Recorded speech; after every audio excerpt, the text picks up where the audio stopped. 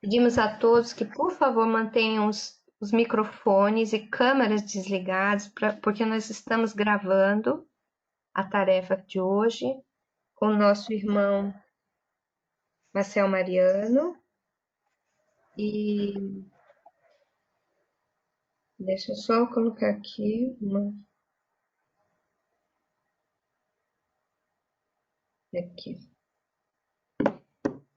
E vamos dar início à nossa tarefa, elevando o nosso pensamento a Deus, nos conectando a Jesus, rogando a espiritualidade amiga, aos benfeitores espirituais que cuidam deste trabalho de difusão da mensagem espírita, que possa estar presente nos amparando, inspirando nosso irmão Marcel e nos ajudando dentro das nossas necessidades e merecimentos, a que possamos, através desses ensinamentos, através do conhecimento da doutrina espírita, irmos aos poucos, transformando-nos, deixando o homem velho e construindo o homem novo do futuro, aquele que tem o propósito do esforço, de galgar a montanha difícil da própria redenção, modificando hábitos, transformando vícios em virtudes, crescendo em fé e em confiança na providência divina. Que todos que estão aqui presentes nesse momento virtualmente possam se sentir abraçados, amados por aqueles que já deixaram a vida e que nos acompanham com tanto amor a estrada da redenção. Podemos ver que há muito amor nos envolvendo, sentir que a paz de Deus se aproxima de nós e a coragem cresce a cada dia. E assim, Senhor Jesus, convictos da Tua presença entre nós, damos por iniciada essa tarefa desta noite, dando graças ao nosso Pai Criador, a Ti, Jesus, e a todos os bons espíritos que nos assistem, nos acolhem e nos protegem. Que possamos ouvir e entronizar o estudo dessa noite, através de nosso irmão Marcel. Muita paz a todos, que assim seja. Então eu vou apresentar para vocês, nesse momento, o nosso irmão Marcel Mariano. Ele já esteve aqui conosco algumas vezes. Ele é um trabalhador espírita, trabalha na Federação Espírita da Bahia, a FEB, e também no Centro Espírita Caminho da Redenção, na Mansão do Caminho, voluntário no movimento Você e a Paz.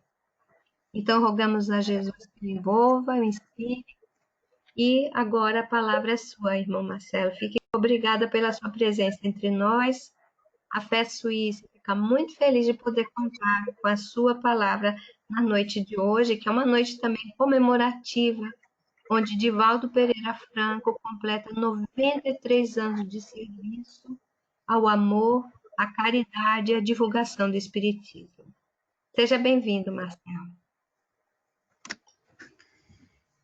Minhas queridas amigas, meus queridos amigos, irmãos do ideal espírita cristão, a paz seja conosco. É com muita alegria, nos valendo desse momento da virtualidade, adentramos os corações de tantos amigos e tantas amigas que fizemos as 4 peregrinações anteriores à Europa.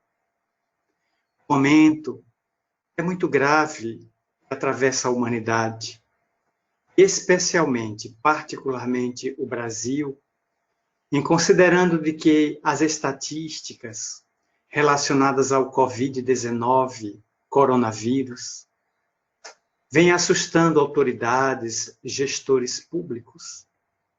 Naturalmente que estes homens e mulheres coordenam a vida pública, decretaram em várias cidades do Brasil, que em inglês se chamou lockdown. Lockdown é o cerceamento praticamente completo, movimentação de pessoas, uso obrigatório de máscaras cirúrgicas ou fabricadas em casa. Mas, ao mesmo tempo, isso levou ao fechamento de todas as casas espíritas. Nesse momento em que o Brasil, e especialmente Salvador, sabemos ter 210 casas espíritas, todas elas, sem exceção, estão fechadas há quase 60 dias. Isso, portanto, impede a ternura, o congraçamento, a fraternidade, a retomada das nossas atividades habituais. E por isso, a ferramenta virtual tornou-se o instrumento, a ponte pela qual podemos falar aos corações e com os corações compartilhar o ideal espírita, especialmente numa data muito significativa para todos nós. Desde a meia-noite, o nosso Divaldo Pereira Franco está um pouquinho mais maduro. Em breve sairá da adolescência para a mocidade. Completou hoje 93 anos de idade. Mais de 75 anos de trabalho ininterrupto ao bem. Um semeador absolutamente incansável a percorrer mais de 13 mil cidades, proferir mais de 15 mil conferências, está nos 5 continentes da Terra e já ter dado, contando todas as suas viagens, mais de 20 vezes as viagens à Lua, o que o coloca no ranking dos homens mais admiráveis da história universal pelo seu denodo, pela sua abnegação e pela sua tenacidade em levar a mensagem espírita a todos os corações que o buscaram. Há aproximadamente 4 anos, vivendo a problemática de 3 hérnias de disco, que o atormentam de dores excruciantes, o companheiro nem aí diminuiu a velocidade do carro orgânico, o levando para as mais diversas regiões. Hoje, como há quase 60 dias, ele também se encontra em quarentena e em isolamento social imposto pelas autoridades aqui da capital baiana, Salvador, possivelmente a ser decretado pelo governador do estado nos próximos dias, que também seremos obrigados a ficar dentro de casa, sob pena de enfrentar a polícia nas ruas, dando explicações porque estamos fora do lar. Por ser um momento muito grave, a ferramenta virtual se nos apresenta como a ponte pela qual podemos interagir de coração a coração e de mente a mente. O tema proposto para a tarde nossa de hoje, Noite Europeia para vocês, é absolutamente fascinante.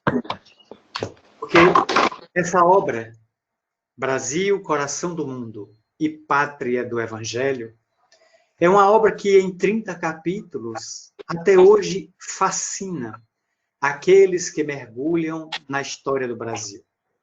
Particularmente para mim, sou professor licenciado em História, estive por 30 anos, 3 décadas, dentro de sala de aula, entre primeiro e segundo grau, cursinhos pré-vestibulares, até universidades, lecionando História Geral e História do Brasil. Poucas vezes, para não dizer única vez em minha vida, deparei-me com uma obra absolutamente espetacular. Porque todos os livros didáticos que consultei até hoje sobre a história do Brasil, particularmente, destacada da história universal, elas retratam sempre a visão do colonizador europeu. O que queremos dizer com isso? É que todos os livros didáticos de história trazem a versão dos vencedores. Mas o que aconteceria se os livros de história fossem escritos pelos vencidos? Aqueles que tiveram as suas civilizações esmagadas, as suas culturas destruídas? Se analisarmos todo o contexto da história da América, nos perguntamos hoje.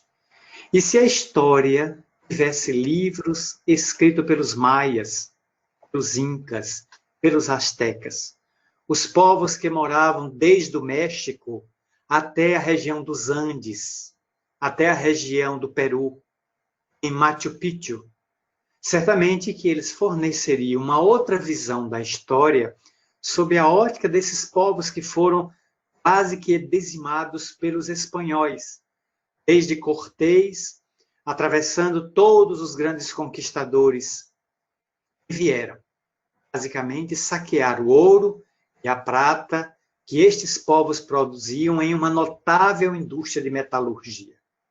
Aqui no Brasil, quando as esquadras de Pedro Álvares Cabral, após quase 120 dias no largo do Oceano Atlântico, chegaram às costas de Porto Seguro, Bahia Cabralha, o Coroa Vermelha, onde houve a realização da primeira missa por Frei Soares de Coimbra, como marco da expansão católica daqueles dias recuados de 520 anos atrás, eis que o Brasil tinha 6 milhões de índios.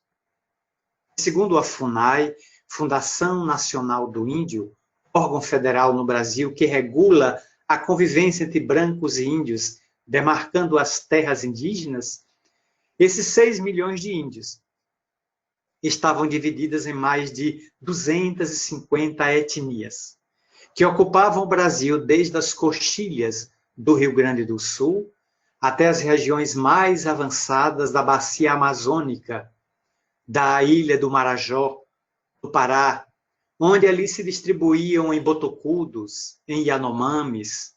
Nós tínhamos os goitacazes, os tupis-guaranis, os carijés e outros povos com denominações, culturas e dialetos próprios. Hoje, 520 anos após a chegada de Cabral, a FUNAI divulga periodicamente estatísticas comprovando que o Brasil hoje só tem em torno de 350 mil índios. O que significa dizer que praticamente 5 milhões e 600 mil índios foram dizimados em muitos séculos, em vários séculos, de uma história arbitrária, onde o dominador os matou, os contaminou de varíola, de gripe, de doenças venéreas trazidas da Península Ibérica, os quais estes índios, esses silvícolas, não possuíam anticorpos.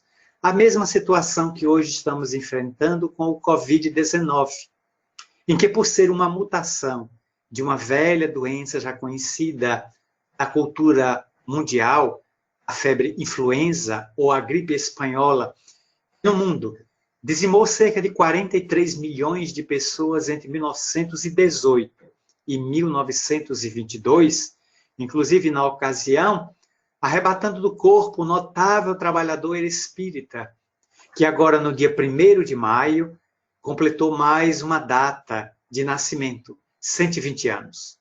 Estamos nos referindo ao apóstolo da mediunidade de Sacramento, Eurípedes Bassarnulfo. Exatamente, dia 1º de novembro de 1918, com então 38 anos de idade, Eurípides se encontrava profundamente febril e, ardendo em febre, não quedou-se num leito. Optou por atender a massa de povo que acorria à sua farmácia de manipulação homeopática, ali estabelecida na pequena Sacramento da época, somente deitou-se ao leito para repousar quando sua mãe, Dona Jerônima Pereira, de nome carinhoso Dona Meca, o obrigou a deitar-se para tomar um banho de infusão, folhas, a fim de acalmar a febre que o devorava. E ele foi profético naquela ocasião. Minha mãe, se eu deitar nesta cama, não levanto mais. E efetivamente não se levantou mais. Porque ali ele desencarnou, dia 1º, abrindo uma história belíssima, um quadro lindo de apostolado dedicado aos mais infelizes. Desta maneira, Esta febre agora modificada, este vírus agora alterado por uma mutação, está causando uma grande pandemia mundial, escrevendo uma nova página na história. Como disse recentemente o Dr. Bezerra de Menezes, na cidade de Curitiba, quando se comunicou por Divaldo Pereira Franco, em uma psicofonia notável, encerrando a 22ª Conferência Espírita do Paraná, eis que o venerando espírito afirmou que oportunamente nós saberemos, nós seremos contemplados com a informação de por que esta virose chegou à Terra agora, vem causando esse estrago, sobretudo que lição ele está trazendo para nós. Estávamos mergulhados numa vida acelerada, numa vida profundamente materialista. Eis porque, como disse Cícero, a história é a pedra de toque, que desbasta o erro, mostrando a verdade. O meu fascínio por este livro, da Lavra Mediúnica de Francisco Cândido Xavier, 7 anos depois que ele havia psicografado Parnaso de Além Túmulo, é pelo fato de que é um livro inédito, sob o ponto de vista de que os livros escritos na Terra, quando escritos pelos vencedores, têm a versão destes vencedores, que eles dominaram, que eles tomaram a terra, que eles ficaram com o ouro, com a prata, dizimaram a cultura local e estabeleceram a chamada civilização. Se o livro fosse escrito pelos vencidos, haveria o toque da amargura, o toque da aflição, o toque da dor, porque então índios, negros, mulatos, que habitavam esta terra desde tempos idos, eles então afirmariam que a situação para eles foi muito mais difícil, foi muito mais complicada, porque tiveram toda a sua cultura, todo o seu conhecimento destruído por aquele invasor branco que ele não sabe de onde veio, mas sabe para que veio. O saque, para o motim, para a destruição. Entretanto, esse livro, Brasil, Coração do Mundo, Pátria do Evangelho, ele torna-se inédito em relação aos dois aqui mencionados, por ser a narrativa de um espírito desencarnado, situado agora no mundo espiritual, narrando os fatos como eles têm a sua versão, do mundo causal para o mundo dos efeitos. E isso é absolutamente diferente. Eu recordo aqui entre as minhas memórias, e quando eu fazia a faculdade de História, já que ingressei com 17 anos de idade e saí aos 21, formado como professor, já lecionando precariamente, eis que me utilizei bastante nas aulas de História do Brasil, este livro. E nas aulas de História Geral, eu me valia de A Caminho da Luz, de Emmanuel. Quando então eu trazia uma versão um pouco diferente da tradicional, algumas vezes eu fui chamado dos meus professores para me perguntarem onde, em que fonte eu havia bebido aquela informação que não constava em nenhum livro que aqueles venerandos mestres, alguns com mestrado, com doutorado, com pós-graduação, estavam a nos ministrar. E quando eu mostrei algumas dessas inesquecíveis professoras que me marcaram a existência, o livro Brasil, Coração do Mundo, Pátria do Evangelho e A Caminho da Luz, todos eles ficaram absolutamente surpresos que um homem simples, pobre, destituído de cultura, semi-alfabetizado, porque o Chico só fez até a 4ª série do primário, tivesse tanta cultura para saber lances de história que são desconhecidos, e grandes historiadores que não estão nos fastos da própria história, é porque o livro é absolutamente inédito, de um fascínio peculiar. Então, eu cresci com essa obra, perguntando por que o título. O ilustre escritor maranhense, nascido em Miritiba, hoje, Humberto de Campos, cidade, que visitei agora recentemente, semana passada, quando passei pela cidade de Humberto de Campos, cidade esta que pretendo voltar para visitar o movimento espírita local. Como é que este homem, que foi considerado o príncipe dos cronistas do Brasil, gravaria, após a sua desencarnação, ele que desencarnou em dezembro de 1934, e em 1938 escreveria esse livro prefaciado por Emmanuel, em que, narrando a história do Brasil, Humberto de Campos Veras, à época assinando com este nome, antes da problemática que envolveu o seu nome na década de 40, em que a família ingressou na justiça no Brasil, pleiteando direitos autorais da obra de Humberto de Campos, que havia sido eminente componente da Associação Brasileira de Letras, ABL, com sede no Rio de Janeiro, cujo corpo está sepultado no jazigo privativo dos chamados Imortais da Academia Brasileira de Letras, ou cemitério de São João Batista, no Rio de Janeiro. Agora, este homem, que era cético, que era materialista, que dizia ateu, como é que ele vinha agora escrever obras, uma obra, por um médium desconhecido da cidade de Pedro Leopoldo?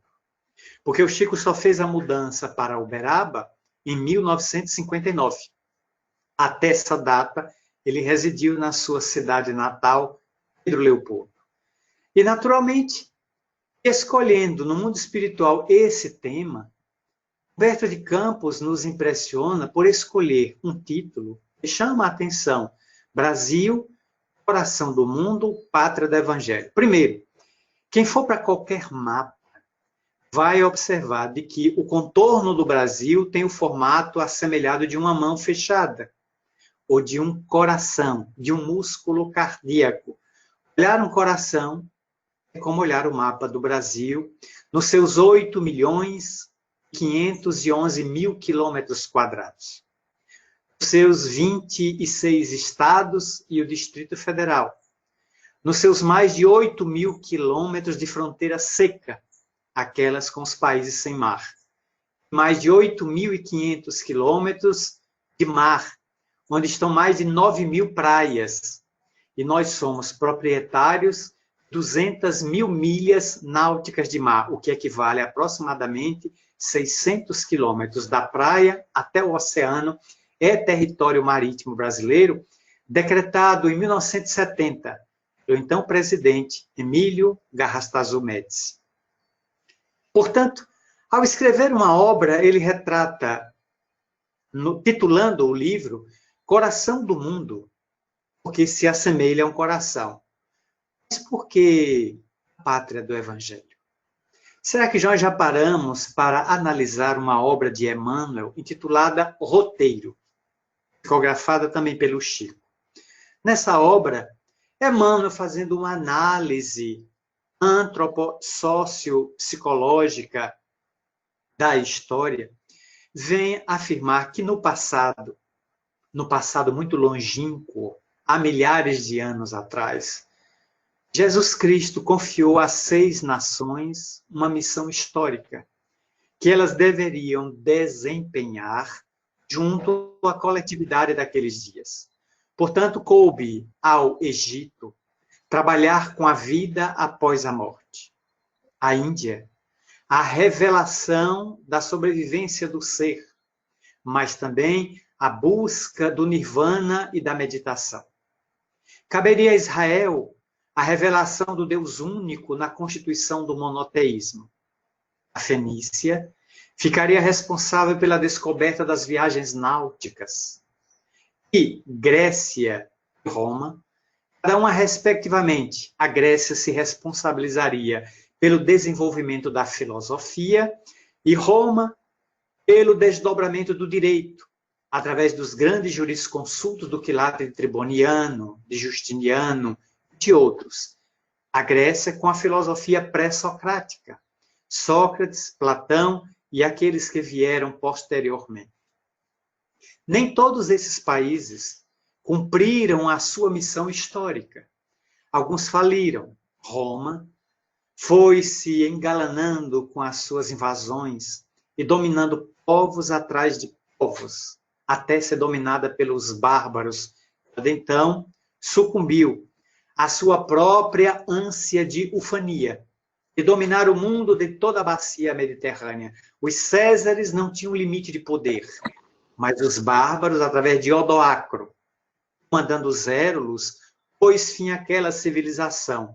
E a cidade etrusca, a cidade dos latinos, a cidade das histórias de Sílvia Reia, dos gêmeos Rômulo e Remo, bebendo leite nas tetas da loba capitolina, a cidade sucumbiu. Foi inteiramente destruída pela invasão bárbara. Mas Emmanuel frisa, não obstante essas culturas não terem cumprido com o seu dever, a história prosseguiu e avançou, porque conforme anunciou no século XIX Pelletan, um notável filósofo francês, não obstante os conflitos, não obstante as guerras, as hecatombes, as catástrofes, a humanidade avança, a humanidade progride. Ela busca na sua ascese saída do conflito, porque a crise obriga os indivíduos a marcharem, a irem adiante, porque é da lei do progresso. Aí Emmanuel, fazendo um salto quântico deste passado longínquo para os dias do século XX, ocasião em que ele escrevia o livro, Roteiro, ele afirma que 6 civilizações receberam da vida, da providência divina, missões históricas, o que nos chama a atenção. Ele afirma que a Alemanha caberia o desenvolvimento industrial. A Itália, a arte, o desenvolvimento da arte.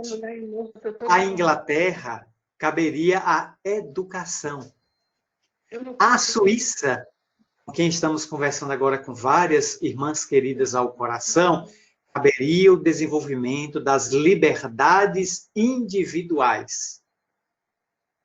E, naturalmente, para a China, caberia a paciência.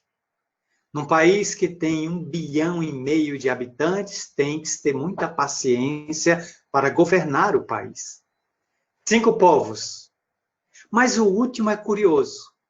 Emmanuel não fala que é uma nação. Ele diz, a América caberá o desenvolvimento das liberdades religiosas e espirituais. A florescência da espiritualidade.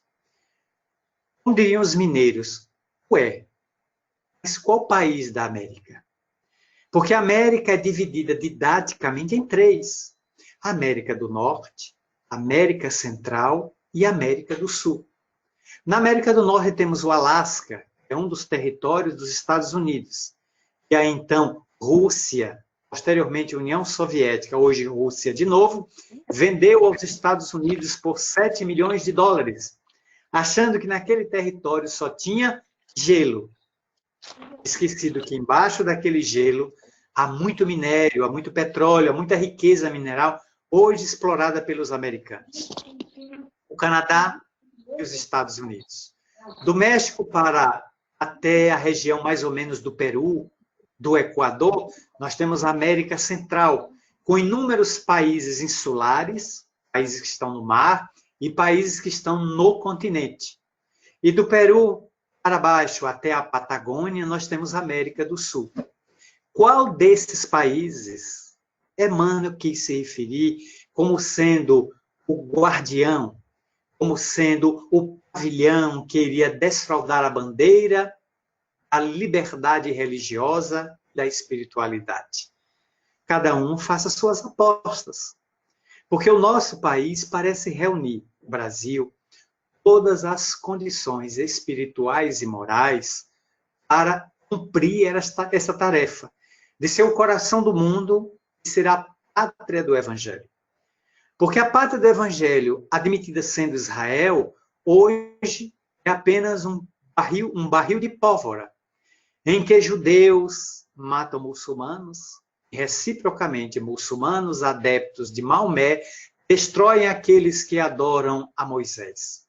Então ali é um local em que o Evangelho ainda não se instalou nos corações, porque as decisões são tomadas depois de se consultarem as baionetas, os canhões, os mísseis, as bombas, em que os armistícios são destratados, são descumpridos, os acordos são ignorados, porque se está mais atento à necessidade de domínio territorial e econômico numa região por onde transita a maior parte do petróleo da Terra.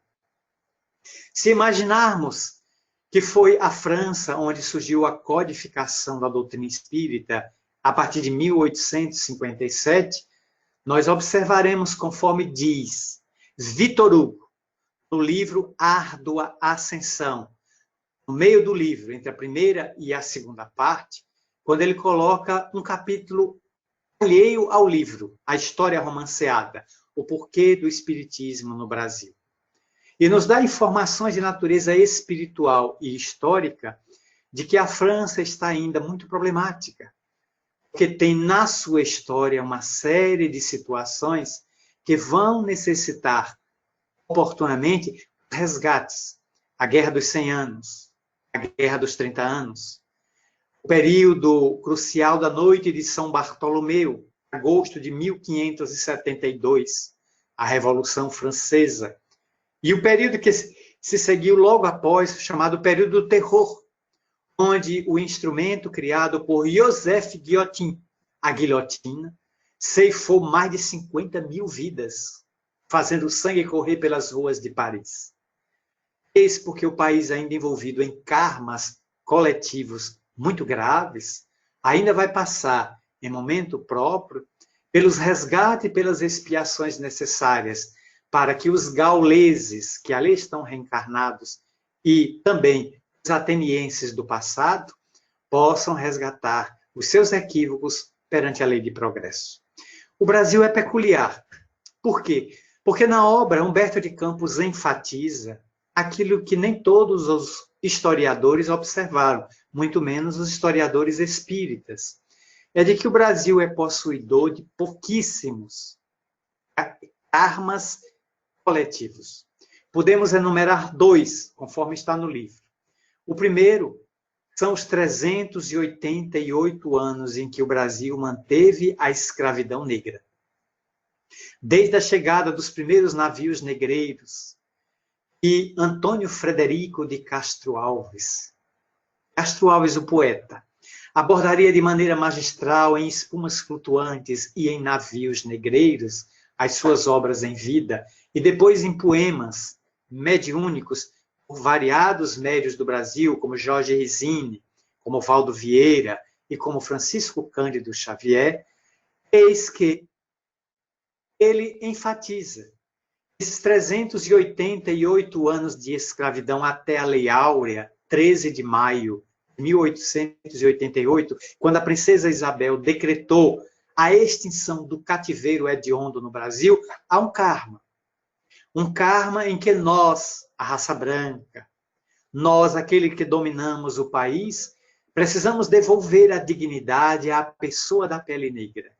Porque não há raça branca, não há raça amarela, não há raça negra, não há raça vermelha, não há raça do Caucasoide. Só existe uma raça humana, a raça humana. Mas essa raça momentaneamente tem uma cor de epiderme diferente, mas ela não pode nos diferenciar, porque intimamente, na essência, somos todos parecidos e somos todos filhos de Deus. Quando eu digo no Pai Nosso que estais nos céus, implicitamente eu estou admitindo que se o Pai é nosso, eu sou irmão de toda a humanidade. Eu tenho 8 bilhões e meio de irmãos espalhados pela Terra. Então não posso anatematizá-los pela cor, pela língua, pelo sexo, pela religião, pelo credo, pelo comportamento cultural que adote. Posso não concordar com uma coisa, mas devo aceitar a pessoa como ela é, sem pretender que ela seja como eu gostaria que ela fosse. Porque eu sou o que sou. E cada um é o que logrou ser até este momento. Dessa maneira, o karma permanece, em que precisamos devolver a dignidade à pessoa de epiderme negra, fazendo com que ele tenha as mesmas e iguais oportunidades da pessoa branca na sociedade. Escola boa para todos. Saúde universal para todos. Ingresso nas universidades para todos em condições de meritocracia. Adentra-se aquele que luta, batalha, estuda. Como tivemos exemplos notáveis aqui no Brasil, em que o ministro do nosso Supremo Tribunal Federal alcançou o mais alto píncaro da magistratura federal. Mas a sua história é comovente. Porque ele foi office boy, ele muitas vezes comeu de marmita, foi destratado por ser negro, mas é um homem de uma cultura extraordinária. Fala 7 idiomas fluentemente. Tem uma cultura jurídica absolutamente apreciável, inigualável. Mas lutou bastante para chegar ao posto máximo da magistratura, hoje encontrando-se já aposentado. O nosso segundo karma é da época de 1860, 1865, aproximadamente. Quando nos Estados Unidos, Abraham Lincoln enfrentava a chamada Guerra de Secessão, sendo assassinado cruelmente em um teatro, quando assistia a uma peça. Eis que no Brasil, nosso imperador, Dom Pedro II, Dom Pedro de Alcântara, colocava o nosso país numa guerra que não era nossa, a Guerra do Paraguai. Enquanto Solano Lopes acossava aquele país com a sua ditadura e sofria uma espécie de revolta e revanche daqueles que não queriam o seu domínio arbitrário, eis que o país ingressa naquele conflito arbitrariamente, adentrando-se à autonomia de um país vizinho, pelo que temos um karma para com o país vizinho. Está sendo quitado paulatinamente desde a construção da usina hidroelétrica de Itaipu, uma das maiores construções materiais feitas pelo homem na Terra. Por quê? Porque toda aquela usina hidroelétrica foi construída com 95% do dinheiro brasileiro. O Paraguai só entrou com 5%. De toda a energia produzida por Itaipu, o Brasil ficaria com 50% e o Paraguai com 50%. Ocorre que, devido ao tamanho do Paraguai, ser um país muito pequeno, com 5% de Itaipu, ele está inteiramente abastecido. O que é que acontece? Ele vende ao Brasil 45% da energia de Itaipu. Então, o Brasil fica com 95% da energia. 5% é do Paraguai. Construiu a usina praticamente sozinho, mas está embutido aí o resgate nosso para tentar recuperar o país que indevidamente o nosso imperador nos lançou numa luta e que tivemos que sair daquele país não escorraçados, não perdidos, não vencidos em guerra. Temos que sair por um acontecimento que parece atual, um surto de cólera. O Brasil teve que tirar suas tropas do Paraguai porque enfrentou um surto de cólera. E como a cólera começou a matar os soldados brasileiros, recuamos para o Rio Grande do Sul para tentar conter a mortandade que era muito grande naquele período. É como se a divindade autorizasse que uma epidemia punisse os brasileiros. Recuaram para o Brasil, com centenas de soldados falecidos pelo cólera. Esses dois karmas, o Brasil também tem uma característica que é única. Nós somos um país, talvez o único no mundo, que temos um único idioma. Falamos o português do Oiapoque ao Chuí. Desde o Acre, Rio Branco, até o Rio Grande do Sul, podemos ter sotaque. Podemos ter mudanças linguísticas, o R mais arrastado. Mas o português é padrão no Brasil. E é uma língua riquíssima, que proporcionou a Antônio Oais, o notável filólogo brasileiro, construir o maior dicionário da língua portuguesa, onde estão 375 mil verbetes.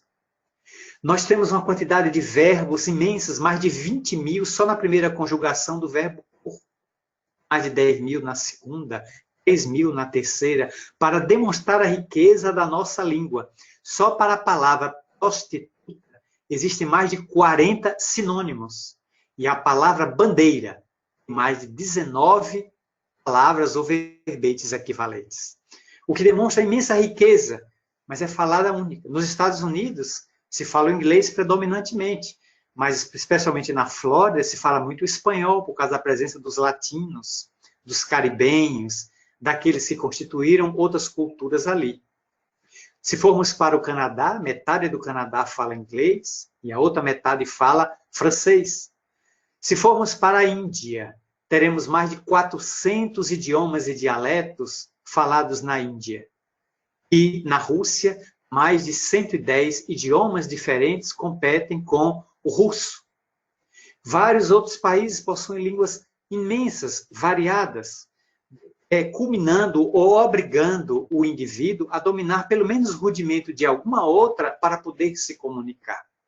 Eu sei as dificuldades que enfrentei nas diversas viagens que fui ao exterior, em que fui muito ajudado agora pelo tradutor do Google, por amigos que me faziam bilhetes na língua local, onde eu apresentava ao check-in das aeronaves para poder embarcar sem maior conflito com aquele que me ia atender e não sabia que eu só falava humildemente, modestamente, a língua portuguesa. Nosso país tem uma liberdade extraordinária, porque se eu estiver nesse instante na Argentina e desejar abrir uma casa espírita, eu tenho que me dirigir ao Departamento Federal de Cultos Não Católicos para pedir uma autorização, pelo menos isso era até alguns anos atrás, não sei se hoje ainda persiste, depois das mudanças, da redemocratização do país, pedir autorização a esse departamento para abrir um centro espírita, um terreiro de candomblé ou uma outra denominação religiosa. E em vários países de cultura muçulmana é absolutamente impensável se abrir uma casa espírita. E as igrejas estão sempre sob vigilância das autoridades quando lá existem. Aqui no Brasil, em cada rua encontramos uma igreja, uma casa espírita, uma igreja católica. Toda cidade tem como marca no Brasil a igreja católica. Você marca o encontro na Rua da Matriz. A cidade geralmente nasceu em torno daquela igreja que era modesta, que era simples, era de frades franciscanos, de jesuítas, que ali fizeram a primeira aglomeração de fé. E as casas foram surgindo, os bairros, até transformar-se nas grandes metrópoles que várias cidades possuem hoje. Salvador, 365 igrejas. É para católico nenhum botar defeito. Porque você pode ir a cada dia a uma igreja diferente para ver ali uma paróquia, um santo.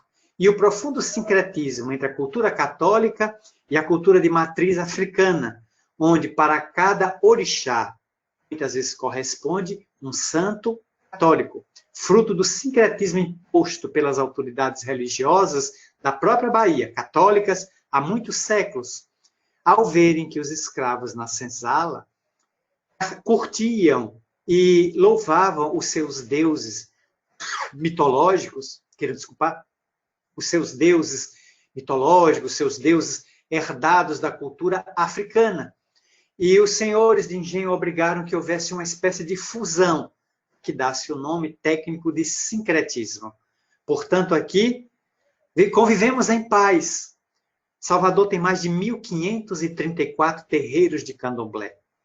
365 igrejas católicas catalogadas, mais de 800 igrejas evangélicas, mais de 210 centros espíritas conhecidos nos cadastros da Federação Espírita do Estado da Bahia.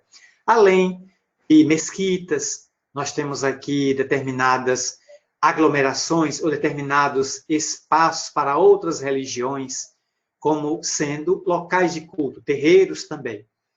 Portanto, esse país, descoberto ou tomado posse, porque Cabral não veio descobrir o Brasil já era conhecido na Europa antes de 1500. O rei Dom Manuel III, o Venturoso, mandou a expedição para tomar posse, antes que outras nações o fizessem. e a nossa cultura obedecesse a outros valores. O que nos leva agora a um momento de reflexão, em que nos perguntaremos a nós mesmos: e se o Brasil tivesse sido colonizado por espanhóis? Estaremos falando hoje o espanhol. Se o Brasil tivesse sido colonizado pelos ingleses, que também estiveram aqui no Brasil em tentativas de adentrar o nosso país, não conseguiram. Estaremos falando hoje o inglês. Se tivessem vindo os holandeses, que tiveram presença marcante, especialmente em Pernambuco, Olinda, Recife, com o conde João Maurício de Nassau, a Guerra dos Guararapes, estaremos falando holandês. E se fossem os franceses que nos colonizassem, como fizeram com São Luís, a ilha que é capital do Maranhão, estaremos falando francês. A pergunta é: por que é que a divindade permitiu que a cultura portuguesa se lançasse aos mares através das esquadras de Pedro Álvares Cabral e viesse nos colonizar? Porque naquela esquadra não estavam apenas religiosos como Frei Soares de Coimbra, como o escrivão Américo Vespúcio e como outros grandes navegadores experientes para a época. Estavam degredados. É notícia que Humberto de Campos traz na obra e que não vi até hoje em nenhum livro didático. Um desses degredados era Afonso Ribeiro. Afonso Ribeiro fora acusado em terras lusitanas de ter cometido um crime.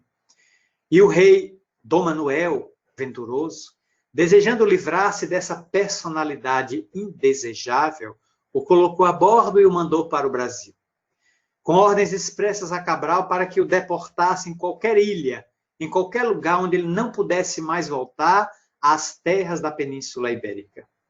Eis que no Brasil, em Porto Seguro, Cabral deixou não só ele, mas outros. Entretanto, Afonso Ribeiro foi registrado pela pena mediúnica de Humberto de Campos, que retrata que no dia que as caravelas, abastecidas de água pura, alimentos frescos, carne salgada, dada gratuitamente pelos índios, que se rejubilaram com aquela visita pacífica, com aquela missa que os fascinou, eis que quando Cabral empreendia a viagem ao Mar Alto, para fazer o contorno no Cabo das Tormentas, no final do continente africano, onde se encontram ali os oceanos Atlântico e Pacífico, eis que Cabral indo embora, Afonso Ribeiro se desespera na praia. E em absoluto holocausto, em uma dor superlativa e em uma aflição inenarrável pela história, eis que Afonso Ribeiro toma de uma piroga, toma de um pequeno paquete construído pelos índios, uma pequena embarcação feita de casca de árvores, e lança-se ao mar em desespero, tentando remar com as próprias mãos como se fosse numa prancha de surf, tentando alcançar as caravelas. Desaparecem no horizonte, onde o céu casa-se com o mar. Mas era impossível, porque diz Humberto de Campos que Ismael, governador espiritual do Brasil, cuja revelação esta entidade nobre somente o livro trouxe para a época, eis que Ismael tange aquele degradado para a praia novamente, onde ele é acolhido pelos índios. E ali ele faz uma nova família, legando à posteridade a larga descendência de muitos filhos, já que a poligamia fazia parte culturalmente das nossas culturas indígenas. Caramuru, aqui em Salvador, bem quando Tomé de Souza chegou em 1549, o encontrou aqui. Consequentemente, ele já estava envolvido com os índios, as Índias, onde constituiu família, deixando o nome hoje gravado em Salvador como sendo de um herói aquelas lutas, aqueles períodos mais recuados. Eis porque o Brasil foi sendo construído lentamente com a chegada das expedições colonizadoras, das expedições conquistadoras, que estabelecem as chamadas capitanias hereditárias, que era a primeira tentativa de colonizar o território. E surgem os ciclos econômicos. Primeiro, ao Brasil. porque o pau-brasil dominava o nosso litoral desde o Paraná, do Rio Grande do Sul, até o Amazonas, numa faixa de 120 quilômetros entre a praia e o território, todo de pau-brasil. Mas a dizimação foi tão violenta que hoje tem alunos que nunca viram uma árvore de pau-brasil na vida. A árvore que dá nome ao país, escrito com Z, ao Brasil com Z, e de onde se extrai uma tintura vermelha, muito intensa, espécie de escarlate, carmim, para ser aplicado a tecidos em água fervente, gerando a cor púrpura, eis que hoje pouca gente conhece. Quase ninguém tem essa árvore plantada em casa. Eu mesma conheci em jardins agora de um condomínio e em outras viagens que fiz no Brasil, quando me mostraram a árvore típica do Brasil. Não é o pinheiro, não é a araucária, não é o algaroba, não é o ipê ou outras árvores. É o pau-brasil.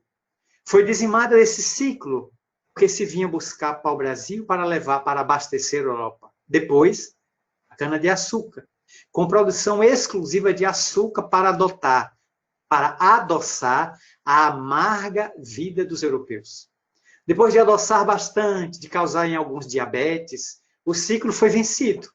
E o indivíduo, então, passa para o café, sobretudo no Paraná, em São Paulo. Veio o ciclo do minério em Minas Gerais, o ciclo do ouro, as pedras preciosas, os grandes bandeirantes adentrando-se às matas atrás das pedras que brilhavam, encontrando a malária, encontrando os índios violentos que os matavam, as feras, a picada dos insetos e dos animais peçonhentos. Depois vamos encontrar o café, como já citado. Depois o ciclo da borracha. E hoje estamos profundamente diversificados, porque o país atravessaria 3 ciclos sob a orientação do alto. Primeiro, o ciclo do período império. Nesse período, e sucede o de colônia, o primeiro foi o da colônia, em que o Brasil foi colônia de Portugal durante mais de 2 séculos. Até a chegada de Dom João VI ao Brasil, fugindo da perseguição de Napoleão Bonaparte, que adentraria-se em 1808 em Lisboa, ao lado do general Junot, ameaçando a família que se fez ao mar e chegou aqui em Salvador e depois desceu para o Rio de Janeiro, então capital da colônia. O Brasil, então, torna-se sede da colônia. Logo depois, a instauração do Império, do Dom Pedro I, proclama no 7 de setembro de 1822 a necessidade da nossa liberdade do Tacão de Lisboa. E em 1889, no 15 de novembro, o Marechal Deodoro da Fonseca coloca fim ao Império de Dom Pedro II, que estabelece a República até os nossos dias. Sempre o alto acompanhando a maturidade. E para encerrar, vamos finalizando, aqui nós observamos que Humberto de Campos escreve o livro até mais ou menos a proclamação da República, e vem dizer nos últimos capítulos que não seria lícito escrever sobre as 3 primeiras décadas do século XX. Ele estava escrevendo em 1935, 36 o livro, e muitas dessas personalidades ainda estavam reencarnadas, idosas, mas reencarnadas. Humberto de Campos não achou devido invadir a privacidade desses vultos da história republicana que vinham do Império. E, portanto, fica agora para nós escrever a história do Brasil atual. Veremos semear o Evangelho. O Brasil será o celeiro econômico do futuro. Esse ano o Brasil vai arrancar do seu solo 248 milhões de toneladas de grãos. Cada ano estamos batendo recordes de safra, uma atrás da outra. Faça sol ou faça chuva, porque as nossas terras são absolutamente férteis. Nós estamos também exportando, entre aspas, valores de liberdade. Aceitar o outro como o outro é. É aqui a pátria onde a fusão de raças gerou um povo que não tem pedigree. O brasileiro não tem pedigree. Graças a Deus, somos todos vira-latas. Porque o vira-lata resiste a tudo. Come no lixo, come marmita, come prato feito, come qualquer coisa e sobrevive. Nada pega. Então, por sermos esse povo misto, esse povo é uma mistura de raças, onde do negro africano, do índio nativo e do branco europeu, tivemos as subdivisões que a história nota como sendo mestiço, cafuso, mulato, o sarará e outras expressões, e depois a chegada dos imigrantes japoneses, italianos, polacos, alemães, que vieram constituir outras raças, vieram passear. E aqui ficaram atraídos por nossa beleza. Eis a mensagem do Evangelho neste livro. Entretanto, um alerta é importante. O Brasil só será coração do mundo se o fizermos. Temos que viver a mensagem do Evangelho, hoje, restaurada pela doutrina espírita na Terra. Seja, pois, Deus, Cristo e caridade, a nossa bandeira, que é a bandeira de Ismael. Com Deus, venceremos todas as dificuldades. Com Jesus, avançaremos sob as sombras. E com a caridade, patrocinaremos a paz na Terra. Muito obrigado a todos. Nossos votos cordiais de muita paz. Obrigada. Marcel, você pode fazer a oração final, por favor? Vamos orar. Celso, amigo, pastor das ovelhas perdidas de Israel, eis-nos de joelhos, a te suplicar a misericórdia para o mundo inteiro, nesse momento de pandemia. Quando o vírus destruidor arrebata tantas vidas, ameaçando outras tantas, nós percebemos a nossa fragilidade, a nossa impotência, Senhor. Recorremos a Ti, para que inspire ciência e cientistas a encontrarem um lenitivo, uma vacina, que possa debelar o vírus mortal, que saiamos desta pandemia melhores, mais meditativos, que possamos fazer um ressignificado das nossas existências, descobrindo que dinheiro não se come, que não se leva nada material da terra. Abençoa-nos. Distribui a tua paz como uma vacina espiritual caindo sobre os corações áridos, os vivificando e os tornando terras férteis, de sementes da esperança, da fé e do amor, possam ser plantadas prevendo a floração dos dias sonhados do porvir.